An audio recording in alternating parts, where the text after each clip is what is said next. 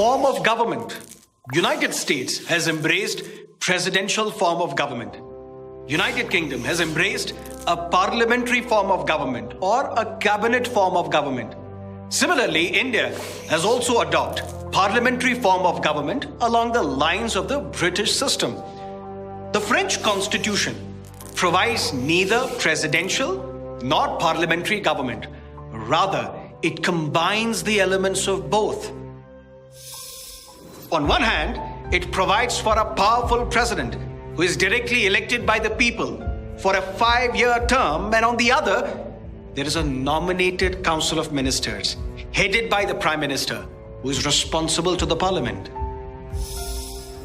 Japan has shown a preference for the British parliamentary system rather than the American presidential system of government.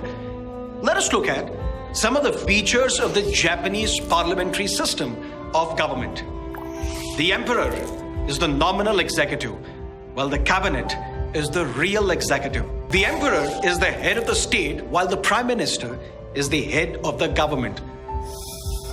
The party which secures a majority of seats in the House of Representatives forms the government. The leader of the majority party or majority coalition invariably becomes the prime minister.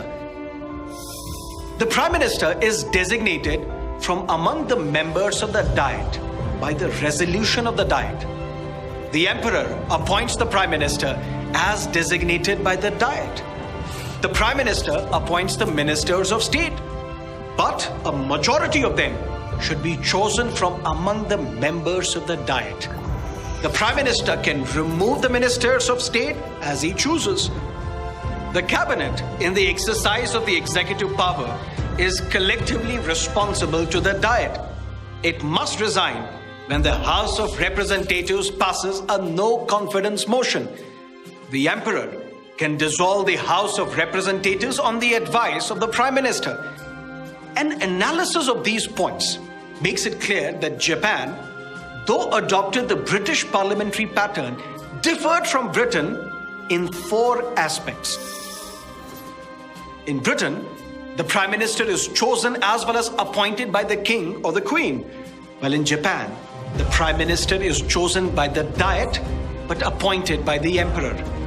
In Britain, the ministers are appointed by the King or the Queen, while in Japan, the ministers are appointed by the Prime Minister.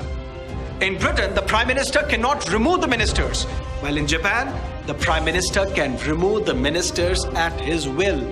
In Britain, all the ministers must be the members of the Parliament, while in Japan, only a majority of the ministers must be members of the Diet.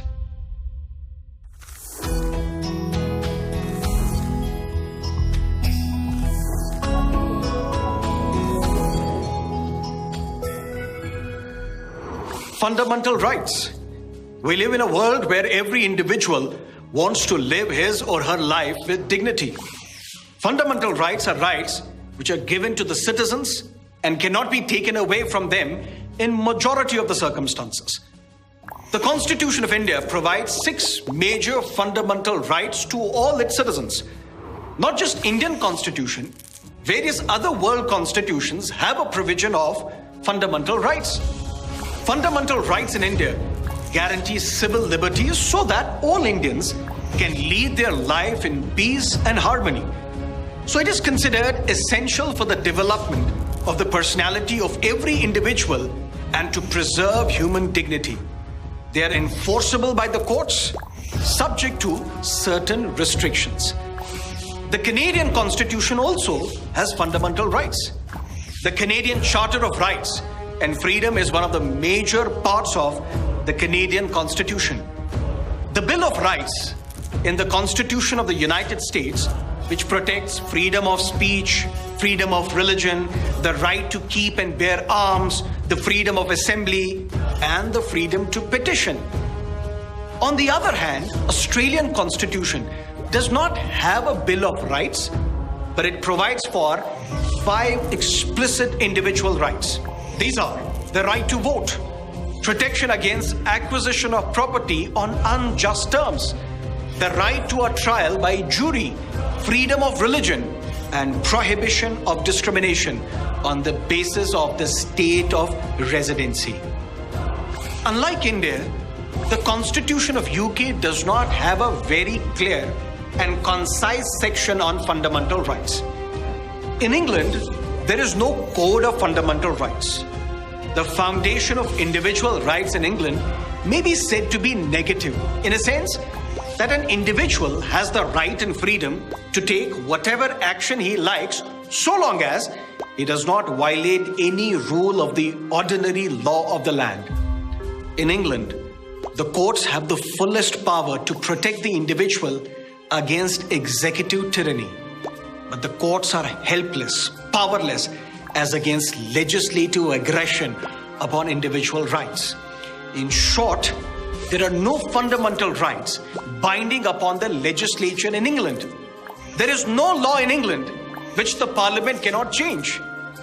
D. Lolme said, the British Parliament can do everything. In short, there is no right which may be said to be fundamental in the strictest sense of the term. British Parliament can do anything. British Parliament is supreme. It is sovereign. But the framers of the US Constitution, they were apprehensive of the tyranny not only of the executive, but also of the legislature.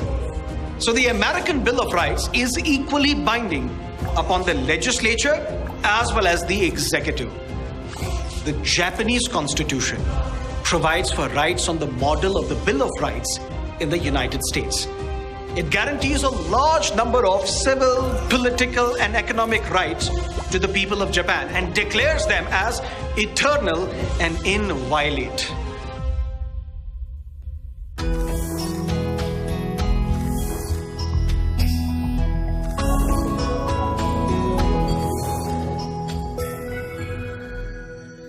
So far, we have seen how different countries have different forms of democracy. We saw how some constitutions give complete power to the parliament, but there is also another important organ of the state, the judiciary. It has the responsibility to apply the laws to specific cases and settle all disputes. The role of judiciary is that of the guardian of the Constitution and the fundamental rights. The Supreme Court of India is the highest judicial forum. It is the final court of appeal under the Constitution of India. India has an independent judiciary with extensive jurisdiction over the acts of legislature and the executive. Like India, the independence of the judiciary is also assured within the British Constitution. In Britain, the Crown and the Lord Chancellor appoints the judges. They can be removed by the sovereign after both houses of the Parliament authorize the decision. In the United States, the Supreme Court and the lower federal courts, they possess the power of judicial review. It can strike down any legislation or executive order which is inconsistent with the Constitution. On the other side, the Swiss judiciary plays a less vital role than the judiciary in US or in India. The Swiss federal judiciary has a limited judicial review. For example, under Article 190 of the Swiss Constitution, the courts do not have the power to review the constitutional status of the federal laws. They deal with civil, criminal, administrative cases, but when it comes to interpreting the Constitution and declaring any federal law invalid, it holds absolutely no power. The appointment of judges is also done by the Federal Assembly, and this indicates the inferior position of judiciary in Switzerland. We saw how different countries in the world have provided different powers to their judiciary. Even though in India, the judiciary is one of the most important organs of the state, the case is not the same across the world.